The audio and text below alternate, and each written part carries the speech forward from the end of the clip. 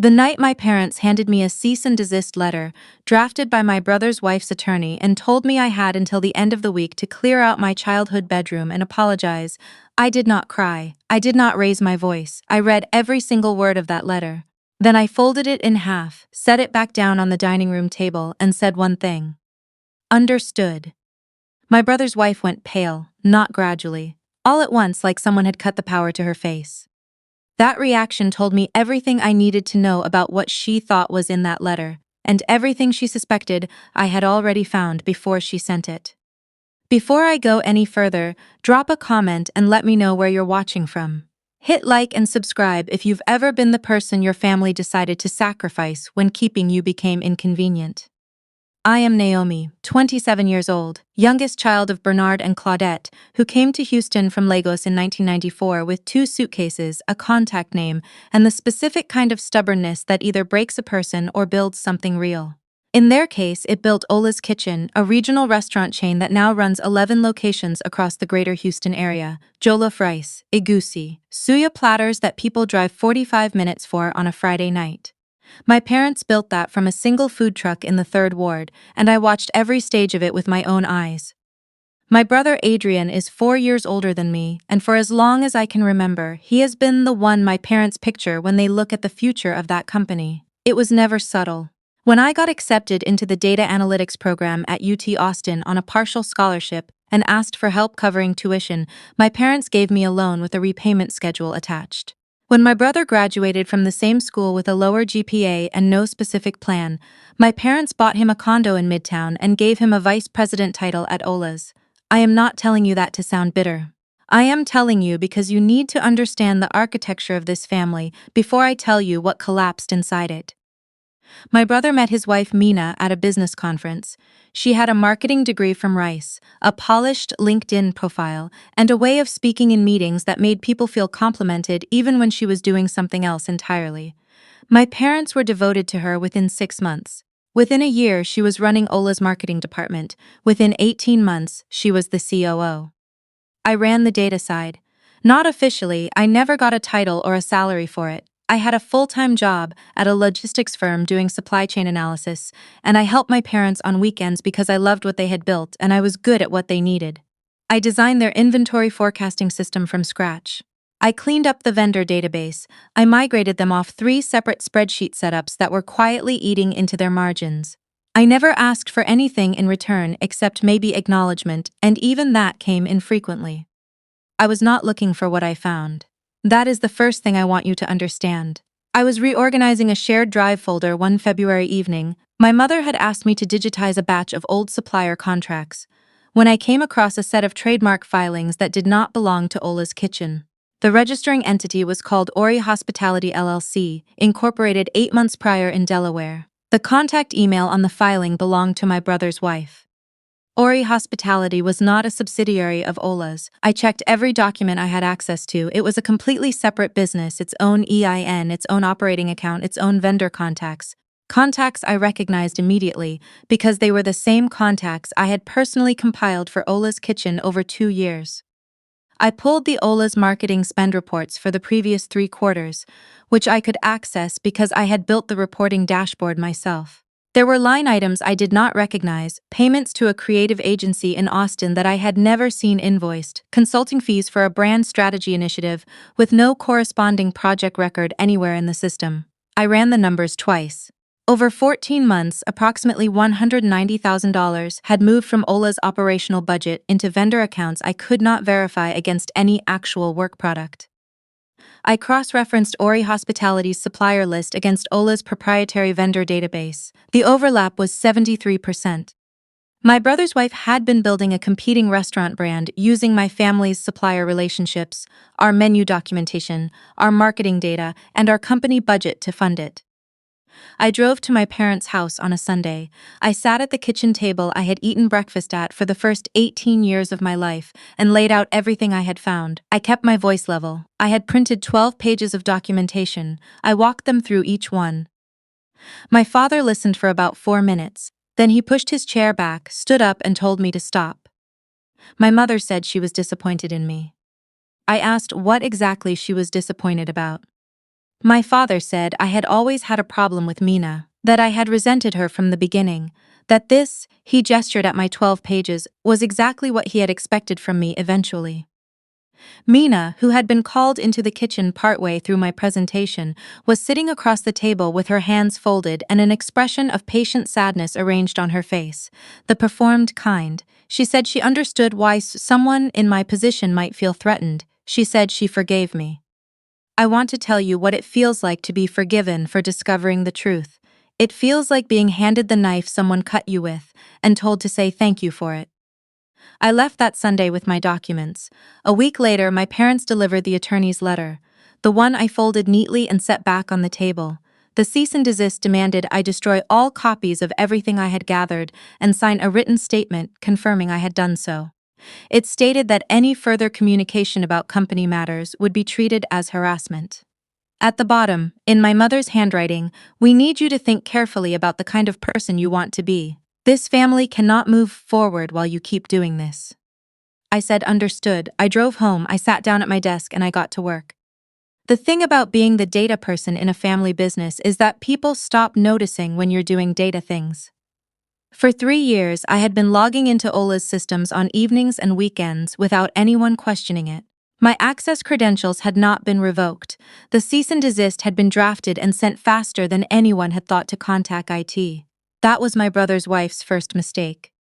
I did not take anything I had not already accessed in the normal course of helping the business. I made sure I had complete time-stamped records of what I had already found. I documented my own access logs. I saved metadata with dates and file paths intact. I was not a thief. I was a data analyst who understood that evidence is only useful if it is preserved correctly.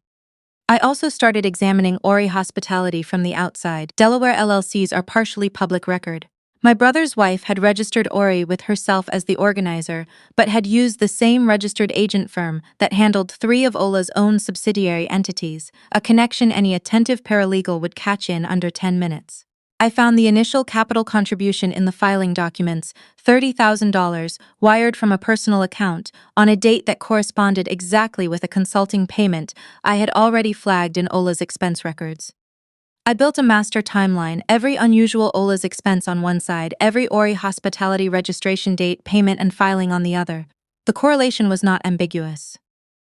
I did not have voice yet. I had documents, data, and numbers. What I needed was someone who had witnessed things inside the company that I hadn't. I did not expect that help to arrive the way it did. Her name was Yetunde. She had worked in Ola's accounting department for 6 years, which was longer than my brother's wife had been in the picture at all. She texted me on a Thursday night. We had not spoken in 2 months. The message said, "I don't know what's going on with your family, but I was asked to sign something and I think you should know about it." We met for coffee the next morning. She showed me the document, an NDA, drafted by the same attorney who had sent my cease and desist.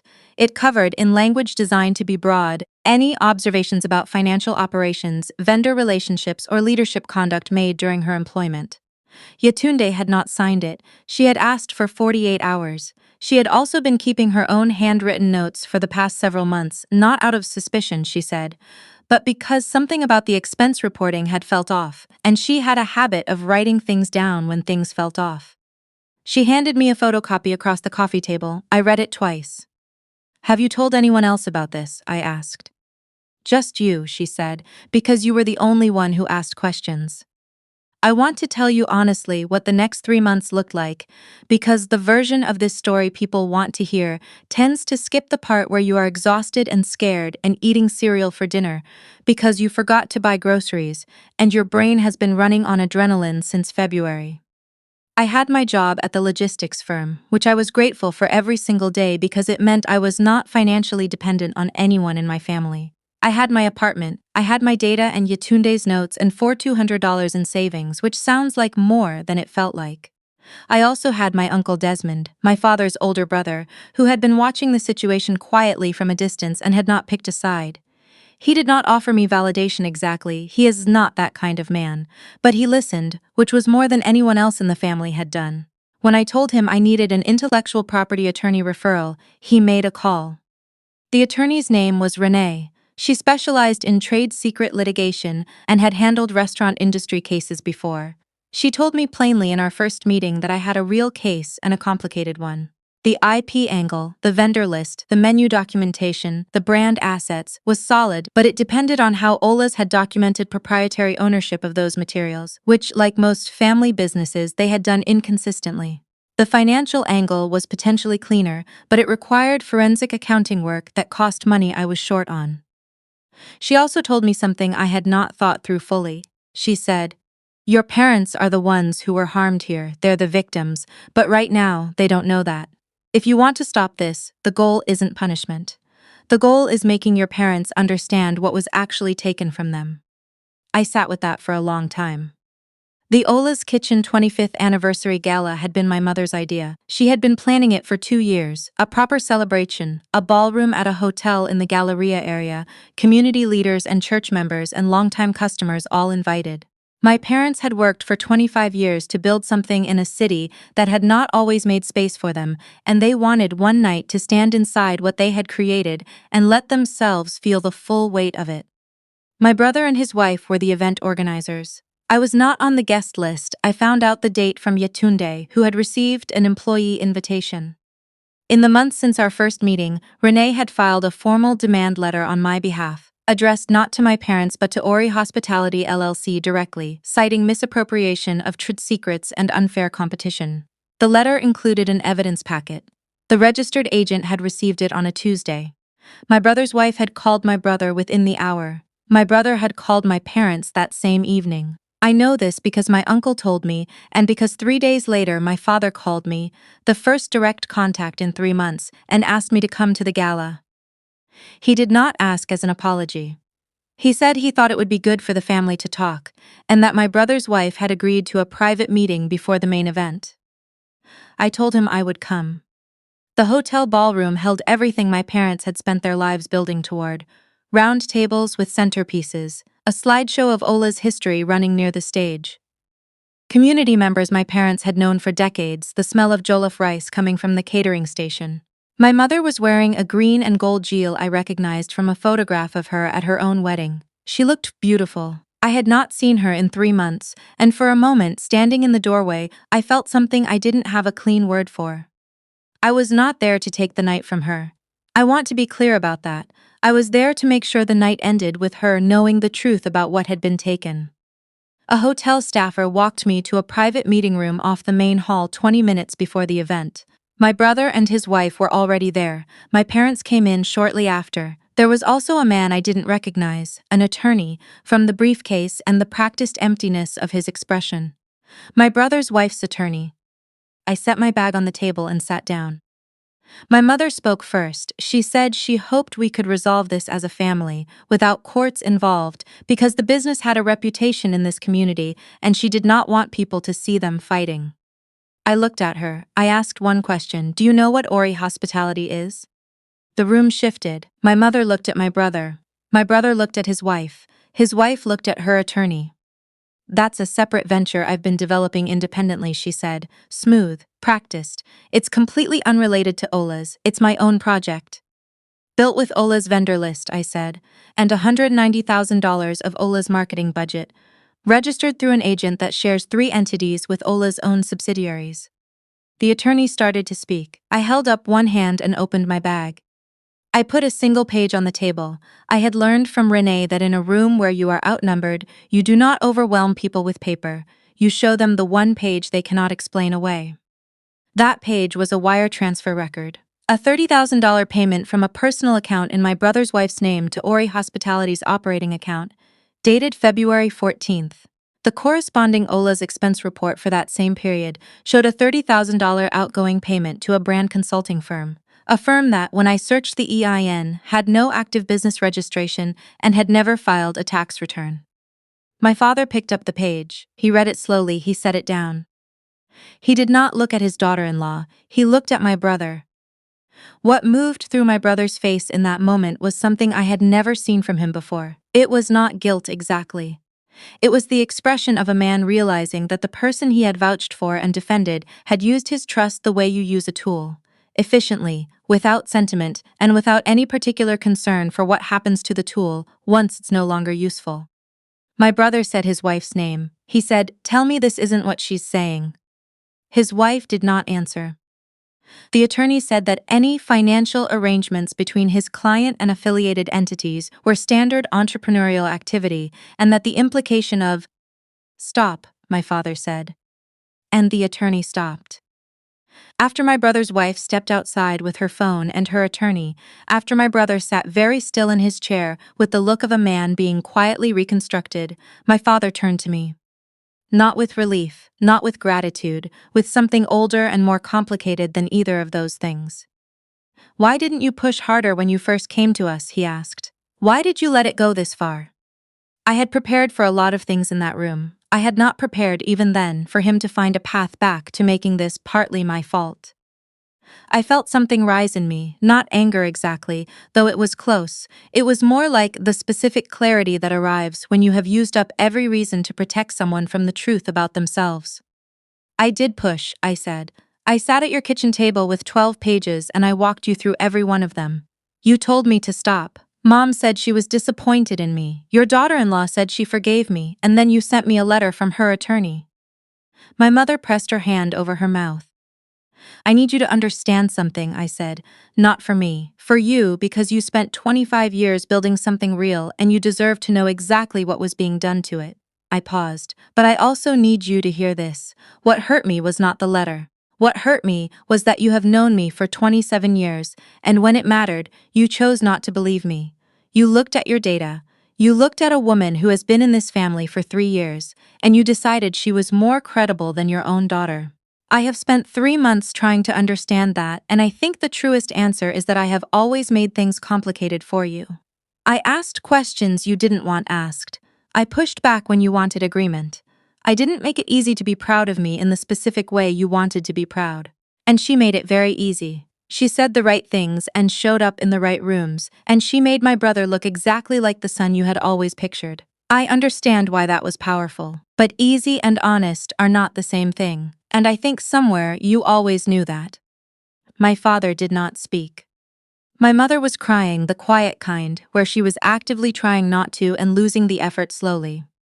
"I don't know how to fix what the years already are," I said, and I meant every word of it. "But I know how to help fix the company, and I'm willing to do that, not because I owe anyone in this room anything right now, but because this is your life's work, and nobody should get to take that from you without consequence." The gala happened.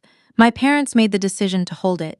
200 guests, 25 years, a community that had showed up to celebrate with them. They went on to that stage and accepted what they had earned from people who had watched them build something from a food truck to 11 locations. I sat at a table near the back and watched my mother cry for a different reason than she had been crying an hour before. Renee's demand to Ori Hospitality produced a settlement negotiation that took 4 months. My brother's wife agreed to dissolve the company, relinquish all documentation and vendor contacts derived from Ola's materials, and repay $162,000 of the misappropriated funds. The remainder reduced over certain line items that could not be definitively traced. She and my brother are no longer married. My brother has not spoken to me directly, but he sent a text 3 months after the settlement closed. It said, "I know I owe you more than this message. I'm not ready yet, I'm sorry." I saved it. I have not replied. I don't think he's wrong that he owes me more, but readiness is real and I am capable of waiting. My parents called me together one evening in October, both of them on speaker. My father did most of the talking. He said it had been wrong. He said it plainly, without qualifications built in to soften it, which I knew cost him something because plainness has never come easily to him. My mother said she had been afraid that if she looked too closely at certain things, she would find something unfixable, and that fear had made choosing not to look feel like protection. She said she understood now that it had not protected anyone. I did not tell them everything was fine. It is not fine yet. But it is not beyond repair either, and I have spent enough years being the one in this family who does the invisible work that I am no longer afraid to say out loud. I will help us get there, but I will not be the only one carrying it. I have a consulting contract with Ola's now, an official one, with a title and a real rate. My father shook my hand when we signed the paperwork. It was awkward and sincere in equal measure, which felt about right for exactly where we are. I still think sometimes about the night I sat at that dining room table and said understood to a letter written to silence me. I think about the 3 months of silence I kept after, not because I was broken, but because I was building something that needed to be finished before anyone could see it. There is a particular kind of power that lives inside being underestimated. I will not pretend the price of it is worth celebrating, but I know what it gave me. It taught me that quiet is not the same as defeated, that data does not lie even when the people presenting it do, and that the most important thing about knowing your own value is that you do not have to convince anyone of it.